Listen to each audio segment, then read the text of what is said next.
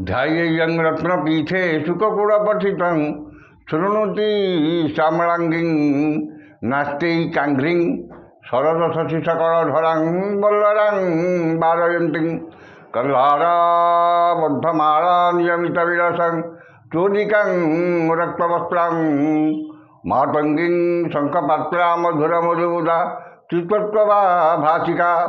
जगज्जननी माँ मातंगी आदि दिन इष्ट देवता रवि महाग्रह देवता लक्ष्मी नारायण जगन्नाथ बलभद्र सुभद्रा सुदर्शन जी चतुर्धामूर्ति देवता इष्टदेवी माँ जगज्जननी खंडुआड़ी जो मैंने आज आष्ट संवादर दैनिक राशिफल कार्यक्रमटी देखुंट शुणुंट से आज दिनटी सुख समृद्धि मानसिक पारिवारिक शांति आत्मसंतोष उत्तम स्वास्थ्य और संपदर दिन हो ही जगन्नाथ पाखे कामना करी आरंभ करुचु आज आमर दैनिक राशिफल कार्यक्रम। जय जगन्नाथ। आज जानुआरी मास 26 तारिख 2025 मसीहा मकर 13 दिन माघ मास कृष्णपक्ष द्वादशी रविवार। द्वादशी तिथि रात्रि 8:55 पर्यंत रही त्रयोदशी तिथि भोग हो। आज राशि नक्षत्र ज्येष्ठा बिच्छा। ज्येष्ठा नक्षत्र सकाल 8:26 पर्यंत रही चंद्र बिच्छा राशि 8:26 पर्यंत रे धनु राशि को सुचार हो गमन करेंगे। द्वादशी तिथि जो पोई खाइबा मना खाइले ब्रह्महत्या समपाप ये रही आज पंजिका। बर्तमान जानी नवा केमिति कटिब 12टी राशि व्यक्ति मानकर आज दिन। प्रथम राशि मेष राशि। मेष राशि सकाल 8:26 पर्यंत अष्टम चंद्र एवं यापर नवम चंद्र जो घाट बार जो वाद विवाद स्वास्थ्य आर्थिक कारोबार उच्चस्थान आरोहण जानवाहन आरोहण गैस इलेक्ट्रिक द्रव्य व्यवहार काल में सतर्कता अवलंबन करेंगे।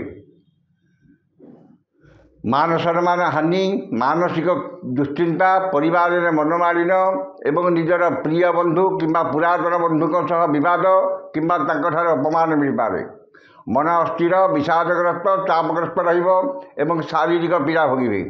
उचित कर्म विच्युत हो अनुचित कर्म आग्रह रखिए एवं बिना कारण बहुत व्यस्त रे। वाणिज्य व्यवसाय और परिवहन में आय ठारू व्यय अधिक एवं आर्थिक स्थिति प्रभावित हो। कर्म में विफलता सम्मान हानि और सहकर्मी उपहासर पात्र हे। जो मानकर अश्विनी मेष से सतर्कता अवलंबन करेंगे। शुभ रंग लाल संख्या 6 आराधना प्रभु गजानन। वृष राशि सकाल 8:26 पर्यंत सप्तम चंद्र जो से समय पर्यंत किसी यात्रा कर्म व्यवसाय किछिटा शुभफल मिल पारे। यापर अष्टम चंद्र जो मनरे अस्थिरता परिवार में मनमालिन चाली चलन व्यवहार कथबार्ता एवं समस्त कर्म विवादीय हो। मनरे विरक्ति भाव और चिड़चिड़ापन प्रकाश पाइब एवं परिवार में अशांतिर वातावरण रहिबो।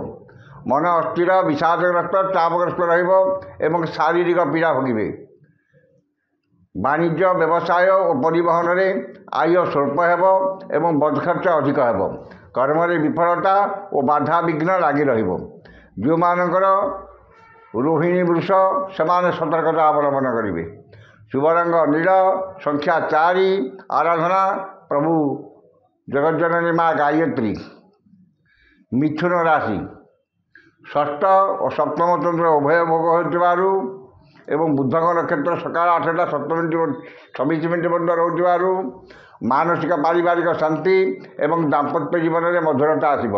पुत्र कन्या भातृ भग्नी वैवाहिक कर्म आयोजन करेंगे किंबा परिवार सह कौन वैवाहिक कर्म जोग देवे। मन में प्रसन्नता चालीचलन संयमता एवं समस्त श्रद्धार पात्र हे। मूल्यवान धातु बसन भूषण शौखिनी घर उपकरण क्रय करेंगे। वाणिज्य व्यवसाय और परिवहन में आय अति उत्तम हो। कर्म में आशा ठारू अधिक सफलता और सम्मान मिल। जो मानकर ମୃଗଶିରା ଓ ପୁନର୍ବସୁ ମିଥୁନ ସେମାନେ ଉପକୃତ ହେବେ। ଶୁଭ ରଙ୍ଗ ସବୁଜ, ସଂଖ୍ୟା 8, ଆରାଧନା ମା ଛିନ୍ନମସ୍ତା। କର୍କଟ ରାଶି, ପଞ୍ଚମ ଚନ୍ଦ୍ର ସକାଳ 8ଟା 26 ମିନିଟ୍ ପର୍ଯ୍ୟନ୍ତ ରହୁଥିବା ହେତୁ ସେ ସମୟ ପର୍ଯ୍ୟନ୍ତ ମନ ଅସ୍ଥିର, ବିଷାଦଗ୍ରସ୍ତ, ଚାପଗ୍ରସ୍ତ ରହିବ ଏବଂ ପରିବାରରେ ଅଶାନ୍ତିର ବାତାବରଣ ରହିବ କିମ୍ବା ପିତାମାତାଙ୍କ ସ୍ୱାସ୍ଥ୍ୟଗତ ସମସ୍ୟା ଦେଖାଦେବ। ଏହାପରେ ଷଷ୍ଠ ଚନ୍ଦ୍ର ଯୋଗୁଁ ମନରେ ପ୍ରସନ୍ନତା, ଶରୀରରେ ସୁସ୍ଥତା, ପରିବାରରେ ମିତ୍ରତା, ସମସ୍ତଙ୍କ ସହ ବନ୍ଧୁତା, ଚାଲିଚଳନରେ ସଂଯମତା, ବଚନରେ ମଧୁରତା, ଦାମ୍ପତ୍ୟ ଜୀବନରେ ମଧୁରତା ଏବଂ ସମସ୍ତ କର୍ମରେ ସ୍ୱଚ୍ଛତା ଓ ସମୟାନୁବର୍ତ୍ତିତା ଆପଣାଇବେ। ପରୋପକାର, ସମାଜ ସେବା ଓ ଧାର୍ମିକ କର୍ମରେ ଅଧିକ ଆଗ୍ରହ ରହିବ। ମନ ପ୍ରଫୁଲ୍ଲ ରହିବ ଏବଂ ଦେହ ମନ ସୁସ୍ଥ ରହିବ। ବାଣିଜ୍ୟ, ବ୍ୟବସାୟ ଓ ପରିବହନରେ ଆୟ ଅତି ଉତ୍ତମ ହେବ। କର୍ମରେ ଆଶାଠାରୁ ଅଧିକ ସଫଳତା ଓ କର୍ମସ୍ଥାନର ସମସ୍ତ ବାଧା, ବିଘ୍ନ ଓ ପ୍ରତିବନ୍ଧକ ଦୂର ହେବ। ଯେଉଁମାନଙ୍କର ପୁନର୍ବସୁ ଓ ଅଶ୍ଳେଷା କର୍କଟ ସେମାନେ ସୁଫଳ ପାଇବେ। ଶୁଭ ରଙ୍ଗ ଧଳା, ସଂଖ୍ୟା 1, ଆରାଧନା ମା ଭୁବନେଶ୍ୱରୀ। ସିଂହ ରାଶି, ଚତୁର୍ଥ ଚନ୍ଦ୍ର ସକାଳ 8ଟା 26 ମିନିଟ୍ ପର୍ଯ୍ୟନ୍ତ ରହୁଥିବାରୁ ସେ ସମୟ ପର୍ଯ୍ୟନ୍ତ କିଛିଟା ଶୁଭଫଳ ମିଳିବ ଏବଂ ମନ ପ୍ରଫୁଲ୍ଲ ରହିବ। ଏହାପରେ ପଞ୍ଚମ ଚନ୍ଦ୍ର ଯୋଗୁଁ ମାନ ସମ୍ମାନ ହାନି, ମାନସିକ ଦୁଶ୍ଚିନ୍ତା, ପରିବାରରେ ମନମାଳିନ ଏବଂ ଇତର ଜନଠାରୁ ଅପମାନ ପାଇବେ।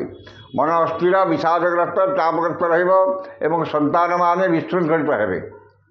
ବିଦ୍ୟା, ବୁଦ୍ଧି, ଜ୍ଞାନ, ଗାରିମା, ପ୍ରତ୍ୟୁତ୍ପନ୍ନମତି, ଦୂରଦୃଷ୍ଟି, ଧୀଶକ୍ତି, ସ୍ମରଣଶକ୍ତିର ପ୍ରୟୋଗରେ ଅସଫଳ ହେବେ। ପିତାମାତାଙ୍କ ସ୍ୱାସ୍ଥ୍ୟଗତ ସମସ୍ୟା, ପୈତୃକ ସମ୍ପତ୍ତିକୁ ନେଇ ବିବାଦ, ଜମିଜମା ବିବାଦ ଓ ପାରିବାରିକ ବିବାଦ ଉଗ୍ର ରୂପ ଧାରଣ କରିବ। ବାଣିଜ୍ୟ, ବ୍ୟବସାୟ ଓ ପରିବହନରେ ମାନ୍ଦାବସ୍ଥା ଲାଗି ରହିବ। କର୍ମରେ ବିଫଳତା ଓ ସମ୍ମାନ ହାନି ଘଟିବ। ଯେଉଁମାନଙ୍କର ମଘା, ଉତ୍ତରା ଫାଲ୍ଗୁନୀ ସିଂହ ସେମାନେ ସତର୍କତା ଅବଲମ୍ବନ କରିବେ। ଶୁଭ ରଙ୍ଗ ଗୋଲାପୀ, ସଂଖ୍ୟା 3, ଆରାଧନା ପ୍ରଭୁ ଶ୍ରୀ ଜଗନ୍ନାଥ। କନ୍ୟା ରାଶି, ତୃତୀୟ ଓ ଚତୁର୍ଥ ଚନ୍ଦ୍ର ଉଭୟ ଭୋଗ ହେଉଥିବାରୁ ରବିବାର ଏବଂ ବୁଧ କେତୁ ଉଭୟଙ୍କର କ୍ଷେତ୍ର ଭୋଗ ହେଉଥିବାରୁ ଅସମ୍ଭବକୁ ସମ୍ଭବ କରିବାରେ ସମର୍ଥ ହେବେ। ସମସ୍ତ ଆଶା, ଆକାଂକ୍ଷା, ଅଭିଳାଷ ପୂର୍ଣ୍ଣ ହେବ ଏବଂ ସମସ୍ତ ଇପ୍ସିତ ପଦାର୍ଥ ହାତ ପାହାନ୍ତରେ ଉପଲବ୍ଧ ହେବ। ମୂଲ୍ୟବାନ ଧାତୁ, ବସନ ଭୂଷଣ ଓ ସୌଖିନୀ ଘରୋଇ ଉପକରଣ କ୍ରୟ କରିବେ। ଜମିଜମା ବିବାଦ, ପାରିବାରିକ ବିବାଦ, ପୈତୃକ ସମ୍ପତ୍ତିକୁ ନେଇ ଥିବା ବିବାଦର ସମାଧାନ ହେବ। ଧନ, ସମ୍ପଦ, ପ୍ରାଚୁର୍ଯ୍ୟ, ପ୍ରତିପତ୍ତି ବୃଦ୍ଧି ପାଇବ ଏବଂ କୌଣସି ବିଶେଷ ସୂତ୍ରରୁ ଧନ ପାଇବେ। ବାଣିଜ୍ୟ, ବ୍ୟବସାୟ ଓ ପରିବହନରେ ଆୟ ଅତି ଉତ୍ତମ ହେବ ଏବଂ ନୂତନ ପରିବହନ ବ୍ୟବସାୟ ପାଇଁ ସୁଯୋଗ ଜୁଟିବ। କର୍ମରେ ଆଶାଠାରୁ ଅଧିକ ସଫଳତା ଓ ପଦସ୍ଥ ଅଧିକାରୀଙ୍କର ଶୁଭଦୃଷ୍ଟିରେ ରହିବେ। ଯେଉଁମାନଙ୍କର ଚିତ୍ରା, ଉତ୍ତରା ଫାଲ୍ଗୁନୀ ଓ ଚିତ୍ରା କନ୍ୟା ସେମାନେ ଉପକୃତ ହେବେ। ଶୁଭ ରଙ୍ଗ ମେରୁନ୍, ସଂଖ୍ୟା 8, ଆରାଧନା ମା ତ୍ରିପୁର ସୁନ୍ଦରୀ। ତୁଳା ରାଶି, ସକାଳ 8ଟା 26 ମିନିଟ୍ ପର୍ଯ୍ୟନ୍ତ ଦ୍ୱିତୀୟ ଚନ୍ଦ୍ର ଏବଂ ଏହାପରେ ଘାତ ଚନ୍ଦ୍ର ଯୋଗୁଁ ଧନ କ୍ଷତି, ମାନସିକ ଅସ୍ଥିରତା, ପରିବାରରେ ମନମାଳିନ ଏବଂ ଶାରୀରିକ ପୀଡ଼ା ଭୋଗିବେ। ମନରେ ଦୁଶ୍ଚିନ୍ତା, ଦୁର୍ଭାବନା ଓ ହତୋତ୍ସାହ ଭାବ ପ୍ରକାଶ ପାଇବ ଏବଂ ଚାଲି ଚଳନ, ବ୍ୟବହାର, କଥାବାର୍ତ୍ତା ଓ ସମସ୍ତ କର୍ମ ବିବାଦୀୟ ହେବ। ପରିବାରରେ ଅଶାନ୍ତି, ଭାତୃଭଗ୍ନୀଙ୍କ ସହ ବିବାଦ ଉଗ୍ର ରୂପ ଧାରଣ କରିବ। ମନ ଅସ୍ଥିର, ବିଷାଦଗ୍ରସ୍ତ ରହିବ ଏବଂ ଶାରୀରିକ ପୀଡ଼ା ଭୋଗିବେ। ବାଣିଜ୍ୟ, ବ୍ୟବସାୟ ଓ ପରିବହନରେ ଆୟ ମଧ୍ୟମ ହେବ। କର୍ମରେ ବିଫଳତା ଓ ସହକର୍ମୀଙ୍କର ବିରୋଧର ସମ୍ମୁଖୀନ ହେବେ। ଯେଉଁମାନଙ୍କର ଛାତି ତୁଳା ସେମାନେ ସତର୍କତା ଅବଲମ୍ବନ କରିବେ। ଶୁଭ ରଙ୍ଗ ନୀଳ, ସଂଖ୍ୟା 2, ଆରାଧନା ଜଗଜ୍ଜନନୀ ମା କମଳା। ବିଛା ରାଶି, ବିଛା ରାଶି ଶ୍ରୀଚନ୍ଦ୍ର ଏବଂ ଦ୍ୱିତୀୟ ଚନ୍ଦ୍ର ସକାଳ 8ଟା 26 ମିନିଟ୍ ପର୍ଯ୍ୟନ୍ତ ଶ୍ରୀଚନ୍ଦ୍ର ଯୋଗୁଁ ସେହି ସମୟ ପର୍ଯ୍ୟନ୍ତ ଦେହ ମନ ସୁସ୍ଥ ରହିବ ଏବଂ ପରିବାରରେ ସୁଖ ଶାନ୍ତିର ପରିବେଶ ରହିବ।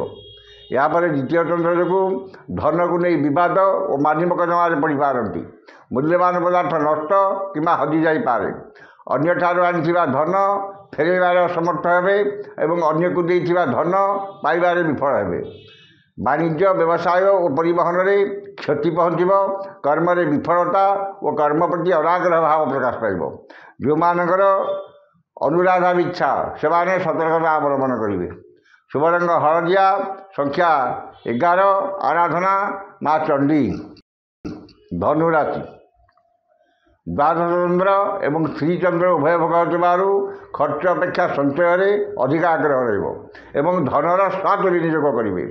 କୌଣସି ମାଙ୍ଗଳିକ କର୍ମରେ ଯୋଗଦାନ କରିବେ କିମ୍ବା ବୈବାହିକ କର୍ମରେ ଯୋଗଦାନ କରିବେ। ନୂତନ ଗୃହ ନିର୍ମାଣ ଗୃହାରମ୍ଭ ଆଦି ଶୁଭକର୍ମର ଆୟୋଜନ କରିବେ।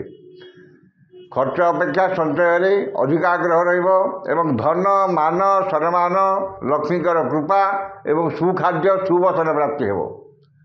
ବାଣିଜ୍ୟ ବ୍ୟବସାୟ ଓ ପରିବହନରେ ଆୟ ଅତି ଉତ୍ତମ ହେବ ଏବଂ ଆୟର କିଛି ଅଂଶ ସଞ୍ଚୟରେ ବିନିଯୋଗ କରିବେ। କର୍ମରେ ଆଶାଠାରୁ ଅଧିକ ସଫଳତା ଓ ସହକର୍ମୀଙ୍କର ସାହାଯ୍ୟ ସହଯୋଗ ପଦସ୍ଥ ଅଧିକାରୀଙ୍କର ଶୁଭଦୃଷ୍ଟିରେ ରହିବେ। ଯେଉଁମାନଙ୍କର ପୂର୍ବାଷାଢ଼ା ଓ ଉତ୍ତରାଷାଢ଼ା ଧନୁ ସେମାନେ ଉପକୃତ ହେବେ। ଶୁଭ ରଙ୍ଗ ଲାଲ, ସଂଖ୍ୟା 2, ଆରାଧନା ପ୍ରଭୁ ଗଜାନନ। ମକର ରାଶି ଏକାଦଶ ଚନ୍ଦ୍ର ଓ ଦ୍ୱାଦଶ ଚନ୍ଦ୍ର ଉଭୟ ଭୋଗ ହେଉଥିବାରୁ ଆୟଠାରୁ ବ୍ୟୟ ବହୁତ କମ୍ ରହିବ ଏବଂ ଆୟର କିଛି ଅଂଶ ସଞ୍ଚୟରେ ବିନିଯୋଗ କରିବେ। ଅଯଥା ଖର୍ଚ୍ଚ ବଦଖର୍ଚ୍ଚ ପରିବାରର ଖର୍ଚ୍ଚ ଭାର ବହୁତ କମ୍ ରହିବ ଏବଂ ଅପମାନ ଅପଯଶ ଅପନିନ୍ଦା ଅପବ୍ୟୟରୁ ସାମୟିକ ମୁକ୍ତି ମିଳିବ। ଠିକ୍ ସମୟରେ ଠିକ୍ ନିଷ୍ପତ୍ତି ନେବାରେ ସମର୍ଥ ହେବେ ଏବଂ କୁସଙ୍ଗ ପରିତ୍ୟାଗ କରି ସତ୍ସଙ୍ଗ କରିବେ। ବାଣିଜ୍ୟ ବ୍ୟବସାୟ ଓ ପରିବହନରେ ଆୟ ଅତି ଉତ୍ତମ ହେବ। କର୍ମରେ ଆଶାଠାରୁ ଅଧିକ ସଫଳତା ଓ ସମସ୍ତ ଅଟକିଥିବା କାମ ବନ୍ଦ ହୋଇଥିବା କାମ କଷ୍ଟସାଧ୍ୟ କାମ ସଫଳତାର ସହ ସମ୍ପାଦନ କରିବେ। ଯେଉଁମାନଙ୍କର ଉତ୍ତରାଷାଢ଼ା ଓ ଧନିଷ୍ଠା ମକର ସେମାନେ ଉପକୃତ ହେବେ। ଶୁଭ ରଙ୍ଗ ବାଇଗଣୀ, ସଂଖ୍ୟା 6, ଆରାଧନା ମା ଦୁର୍ଗା। କୁମ୍ଭ ରାଶି ସକାଳ 8ଟା 26 ପର୍ଯ୍ୟନ୍ତ ଦଶମ ଚନ୍ଦ୍ର ଏବଂ ଏହାପରେ ଘାତ ଚନ୍ଦ୍ର ଯୋଗୁଁ ବାଦ ବିବାଦ ସ୍ୱାସ୍ଥ୍ୟ ଆର୍ଥିକ କାରବାର କଲାବେଳେ ସତର୍କତା ଅବଲମ୍ବନ କରିବେ। ଧନ କ୍ଷତି ମାନସିକ ଅସ୍ଥିରତା ପରିବାରର ମନମାଳିନ ଏବଂ ଧନକୁ ନେଇ ବିବାଦ କିମ୍ବା ମାନି ମକଦ୍ଦମାରେ ପଡ଼ିପାରନ୍ତି। ମୂଲ୍ୟବାନ ପଦାର୍ଥ ନଷ୍ଟ କିମ୍ବା ହଜିଯାଇପାରେ ଏବଂ ଶାରୀରିକ ପୀଡ଼ା ଭୋଗିପାରନ୍ତି। ଅନ୍ୟଠାରୁ ଆଣିଥିବା ଧନ ଫେରାଇବାରେ ଅସମର୍ଥ ହେବେ ଏବଂ ଅନ୍ୟକୁ ଦେଇଥିବା ଧନ ପାଇବାରେ ବିଫଳ ହେବେ। ଆର୍ଥିକ ସ୍ଥିତି ବିଗିଡ଼ିଯିବ ଏବଂ ମନରେ ହତୋତ୍ସାହ ଭାବ ପ୍ରକାଶ ପାଇବ। ବାଣିଜ୍ୟ ବ୍ୟବସାୟ ପରିବହନରେ କ୍ଷତି ପହଞ୍ଚିବ। କର୍ମରେ ବିଫଳତା ଓ କର୍ମ ପ୍ରତି ବିପଦର ସମ୍ଭାବନା ଅଧିକ ରହିଛି। ଯେଉଁମାନଙ୍କର ସଦରିଚ୍ଛା କୁମ୍ଭ ସେମାନେ ସତର୍କତା ଅବଲମ୍ବନ କରିବେ। ଶୁଭ ରଙ୍ଗ କଳା, ସଂଖ୍ୟା 6, ଆରାଧନା ଜଗଜ୍ଜନନୀ ମା କାଳୀ। ଶେଷ ରାଶି ମୀନ ରାଶି ନବମ ଓ ଦଶମ ଚନ୍ଦ୍ର ଉଭୟ ଭୋଗ ହେଉଥିବାରୁ ଏବଂ ସକାଳ 8ଟା 26 ପର୍ଯ୍ୟନ୍ତ ନବମ ଚନ୍ଦ୍ର ହେଉଥିବାରୁ ସେ ସମୟ ପର୍ଯ୍ୟନ୍ତ ମନ ଅସ୍ଥିର ବିଷାଦଗ୍ରସ୍ତ ରହିବ। ବ୍ୟବସାୟରେ ମାନ୍ଦାବସ୍ଥା ଲାଗି ରହିବ। କର୍ମରେ ବିଫଳତା ଓ ସମ୍ମାନ ହାନି ଘଟିବ। ଏହାପରେ ଦଶମ ଚନ୍ଦ୍ର ଯୋଗୁଁ ସ୍ଥିତିରେ ସମ୍ପୂର୍ଣ୍ଣ ପରିବର୍ତ୍ତନ ଆସିବ ଏବଂ ହୃତ ଗୌରବ ହୃତ ସମ୍ମାନ ଫେରି ପାଇବେ। କର୍ମ ପ୍ରତି ଏକାଗ୍ରତା ଭାବ ଅଧିକ ରହିବ ଏବଂ ସମସ୍ତ କର୍ମରେ ଆଶାଠାରୁ ଅଧିକ ସଫଳତା ମିଳିବ। ମନରେ ସତ୍ଚିନ୍ତା ସଦ୍ଭାବନା ପ୍ରକାଶ ପାଇବ ଏବଂ ସତ୍କର୍ମରେ ଅଧିକ ଆଗ୍ରହ ରହିବ। ବାଣିଜ୍ୟ ବ୍ୟବସାୟ ପରିବହନରେ ଆୟ ମଧ୍ୟମ ହେବ। କର୍ମରେ ଆଶାଠାରୁ ଅଧିକ ସଫଳତା ଏବଂ ସମସ୍ତ କର୍ମରେ ଆପଣଙ୍କର କର୍ମ କୁଶଳତା କର୍ମ ନିପୁଣତା କାର୍ଯ୍ୟଦକ୍ଷତା ଓ ସମୟାନୁବର୍ତ୍ତିତା ପ୍ରକାଶ ପାଇବ। ଯେଉଁମାନଙ୍କର ପୂର୍ବଭାଦ୍ର ଓ ରେବତୀ ମୀନ ସେମାନେ ଉପକୃତ ହେବେ। ଶୁଭ ରଙ୍ଗ ଗୋଲାପୀ, ସଂଖ୍ୟା 7, ଆରାଧନା ଜଗଜ୍ଜନନୀ ମା ଧୂମାବତୀ। ଏ ଥିଲା 12ଟି ରାଶିର ଆଜିର ରାଶିଫଳ। ସମସ୍ତ ରାଶିର ବ୍ୟକ୍ତିମାନେ ଦିନଟି ଶୁଭ ହେବା ପାଇଁ ଉକ୍ତ ମନ୍ତ୍ରଟି ଋଷ୍ୟାଦି କରି ପାଠ କରନ୍ତୁ। ଋଷ୍ୟାଦିଟି ହେଲା ଓଂଶ୍ରୀ ସୂର୍ଯ୍ୟ ମହାମନ୍ତ୍ରସ୍ୟ ଅଗସ୍ତ୍ୟ ଭଗବାନ ଋଷି ଅନୁଷ୍ଠୁପ ଛନ୍ଦଃ ଅଦ୍ୟ ଦିବସ ଦିବସାଧିପତି ରବି ମହାଗ୍ରହ ଦେବତା ସୁପ୍ରୀତୟେ। ରବି ମହାଗ୍ରହ ଦେବତା ମନ୍ତ୍ର 178 ସଂଖ୍ୟକ ମନ୍ତ୍ର ଜପେ ବିନିଯୋଗ। ଏ ମନ୍ତ୍ରଟି ଋଷ୍ୟାଦି ଥରେ ପଢ଼ିବେ ଏବଂ ମନ୍ତ୍ରଟି ହେଲା ଓଂ ଘୃଣୀ ସୂର୍ଯ୍ୟାୟ ନମଃ। ଏ ମନ୍ତ୍ରଟିକି ସକାଳେ 108 ଏବଂ ସନ୍ଧ୍ୟାବେଳେ 108 ପାଠ କରନ୍ତୁ। ନିଶ୍ଚିତ ଭାବରେ ଦିନଟି ଆପଣଙ୍କର ମଙ୍ଗଳମୟ ଏବଂ ଶୁଭମୟ ହେବ। ଆଜି ତ ସମୟ ସରିଯାଇଛି। ଆସନ୍ତାକାଲି ଦେଖା ହେବ ଠିକ୍ ଏହି ସମୟରେ। ବିଦାୟ ଦିଅନ୍ତୁ। ଜୟ ଜଗନ୍ନାଥ।